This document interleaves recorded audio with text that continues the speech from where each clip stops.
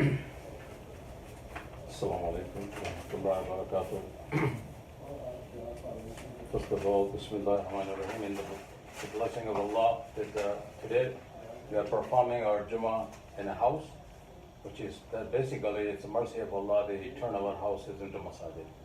And this is amazing thing that the Muslim community in this country, all around the world, are facing a difficult time and difficult challenges. But the Allah subhanahu wa ta'ala mercy for the believer is the believer can perform the prayer anywhere around the world. That's why Rasulullah sallallahu alaihi wasallam said, the entire earth is made a masjid for you. It's all this the Muslim can pray. So Muslims should not be worried about that. And today, it's a great opportunity. We are performing our Jummah prayer at house with few brothers, and we're together. So today, let me begin. Bismillah ar-Rahman ar-Rahim. إن الحمد لله نحمده ونستعينه ونستغفره ونعوذ بالله من شرور أنفسنا ومن سيئات أعمالنا من يهده الله فلا مضل له ومن يضلل فلا هادي له وأشهد أن لا إله إلا الله وحده لا شريك له وأشهد أن محمدا عبده ورسوله. To begin, all praises and glory be to Allah alone. We thank Him and seek His help and His guidance, and His pleasure and His forgiveness. And we seek protection with Allah subhanahu wa ta'ala from the evil ideas, thoughts and whispers within ourselves, and from the consequences of our evil actions and deeds. For whomever Allah subhanahu wa ta'ala guides, indeed this is a great gift that no one can ever take away. And whomever Allah subhanahu wa ta'ala in His perfect justice and perfect wisdom leave that guidance, none can ever offer that guidance. We testify no one is worthy of our worship, our devotion, and our love and obedience in an absolute sense, but Allah subhanahu wa ta'ala alone, without any partner. The creator, the planner, the maintainer, the provider, the sustainer, the guardian, the supreme king of heaven and earth, and everything in them and everything between them, and everything we know and everything we do not know. We bear witness that Muhammad sallallahu alayhi wa sallam is indeed, in truth, without any doubt, His servant and His prophet, and messenger, whom Allah subhanahu wa ta'ala sent to the mercy to the world. Ya ayyuhalladhina amanu ittaqullaha haqqa tuqatihi wa la tamutunna illa wa antum muslimun. Allah subhanahu wa ta'ala said, O you have believed, fear Allah as He should be feared, and do not die except as Muslim in submission to Him. I would recite the last three ayah, the sentences in the Surah Nas. Bismillah ar-Rahman ar-Rahim. Kul a'udhu bi rabbin nas, malikin nas, ilahin nas. Today the topic is, who is in charge? Allah subhanahu wa ta'ala in these three. Allah subhanahu wa ta'ala revealed the Quranic revelation from Surah Fatiha, where the human beings praising Allah and asking for the guidance. And in the end, He summarized these three words, three important aspects of the Tawheed also. Qul a'udhu bi rabbin nas, malikin nas, ilahin nas. So Allah is the Rabb, Allah is the Malik, and Allah is the Allah worthy of worship. The important thing is today, the whole around the world, the humanity is thinking about that we can do. The great powers. Do you think that Russia is the power? Is they in charge today? China is in charge today? America is in charge today? Saudi is in charge today? Nobody is in charge. Allah subhanahu wa ta'ala is in charge. Allah subhanahu wa ta'ala revealed this knowledge to human beings as a guideline, how we can live this earth, how we can manage this whole planet, how we can interact with each other, how we can learn the beauty of the guidance and how to apply in our life. I would highlight 7 important sins sometimes that people talk about. 5 of them has to do with the commands of Allah in the way He specified them, which is the deadly sin. And also 2 of them is our understanding of the rest of our understanding about the concept, the understanding of our Creator. So first, we always talk about that there is no God worthy of worship. That means nobody, there is no only, so that's why the shirk becomes a sin, because when human being ignore the power of Allah, Allah is the creator, Allah is the Rabb, Allah is the Malik, Allah is the king of the king. So He is the one who revealed this knowledge, He is the one who gave this understanding that we need to acknowledge that. Human being has to acknowledge that. And then He also says other sin is after that is killing human being. There's so much injustice taking place in the world that the people are ignoring their responsibility, the rights of the people. People, Allah subhanahu wa ta'ala gave all the wealth, health, everything, but people become greedy, and that's why these problems happen in the world. Allah subhanahu wa ta'ala specified some of those aspects of human being which define in the five categories of the human behavior or human dealing or human transactions. And those 5 things mentioned in the Surah Baqarah and other ayahs, we will just briefly go through this, and this will give us an understanding that how the number one, the 5 evils we call that. Number 1 is the alcohol. Beside those 2 sins we talked about, the shirk and the killing of human being. There are 5 of them mentioned in the Quran. It has a specific verses and a specific command for that. So first is the alcohol, and the second is the drug intoxication in the same ayah. It says Surah Baqarah, chapter number 2, ayah number 219. And then third one is the gambling, also mentioned in the same ayah, Surah Baqarah 219. Fourth one is the sexual immorality, and the fifth one is the interest. Now these are the 5 things. If a human being can focus on those things, these 5 areas is so common in any part of the world. Human being has to deal with that.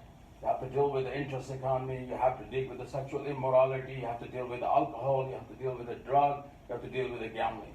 And the whole human life is around it, and the whole society is going without any direction. So Allah subhanahu wa ta'ala revealed in the Quran some guideline for that. How you're going to behave that, how you're going to live that.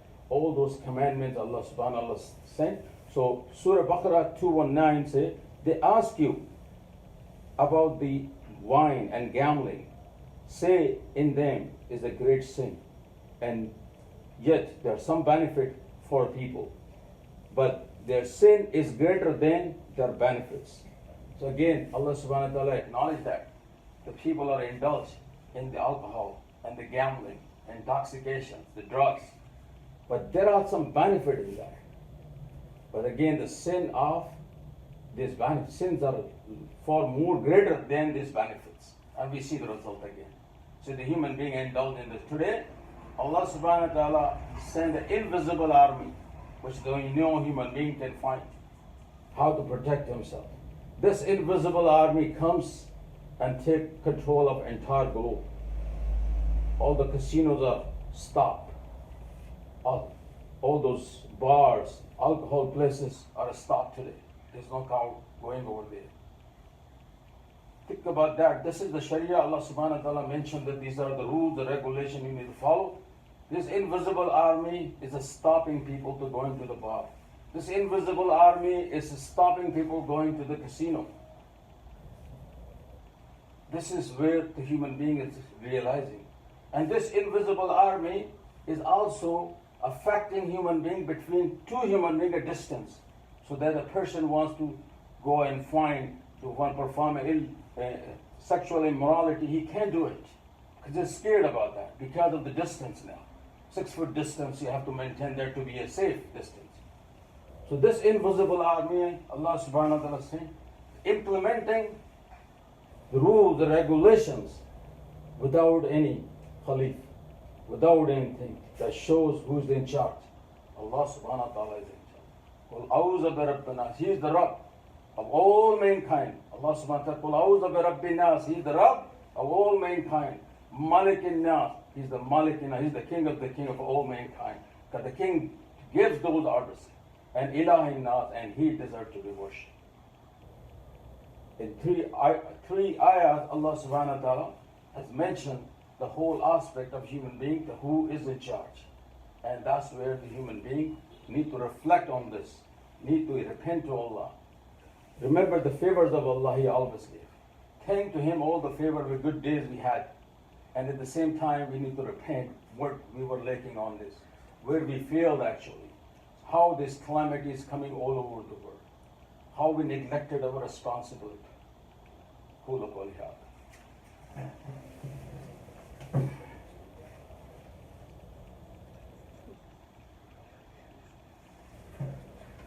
Bismillah. Inshallah, one more item of this the deadly sin or 5 deadly poison of the society. One of them is also, we talk about the first 3 or 4 of them in the first khutbah. And the last one is the interest economy, the interest-based things. So this interest is a very big evil. Allah mentioned about that. And He mentioned in the Quran, and those who do not invoke with Allah another deity or kill a soul with Allah has forbidden except by the right, and do not commit. This is another ayah. Let me do about the interest economy. Those who consume interest and cannot stand except as one who is being beaten by Satan into insanity. This is because they say trade is like interest, but Allah has permitted the trade and forbidden the interest. The important thing is the interest is so deadly for human society that one community can oppress other community. This is how the interest is. For example, if the country is suffering from big resources, a wealthy country will go into and give them some money or some loan. If that country does not pay them, then so slow you can take their resources, and also the compound interest goes on, and the entire society becomes slave. This is how the slavery starts. So Allah subhanahu wa ta'ala stopped this thing. And today, if you look into the Fed Reserve, they announced there's a zero interest. So Allah, this invisible army of Allah, brought this commands of Allah. So the interest should be zero. This is the amazing reflection from this whole aspect what we're seeing as a human being. Say, how things can be done as these commands of Allah can be enforced. We need to do this, we need to do this. No, Allah is in charge. If human being cannot do, Allah send the invisible army and perform everything for a human being. Now the human being has to reflect on it. They should not turn back, go back. This is a time of reflection. Allah says, I can enforce you. If a human being does not do it, then the severe punishment can come to human society. Because this is the great blessing and opportunity Allah subhanahu wa ta'ala giving human being to think about and reflect. And also reflect who is the control, who is in charge. So Allah, we conclude our book.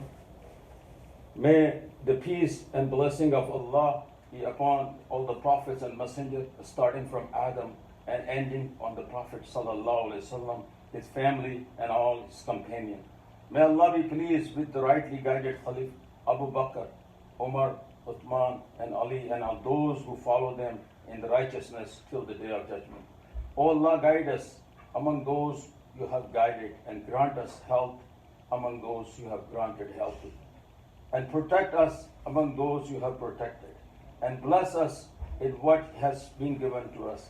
And protect us any evil you have decreed. For you decree in truth, none can decree over you. None can disgrace who you support, and none can honor who you oppose. You are the blessed and exalted. O Allah, enable us, see the truth as true, and give us ability to follow it. And enable us to see the falsehood as false, and give us ability to refrain from it. ربنا إننا آمنا فاغفر لنا ذنوبنا وقنا عذاب النار. آمين. قيم الصلاة. I mean, you can leave the prayer.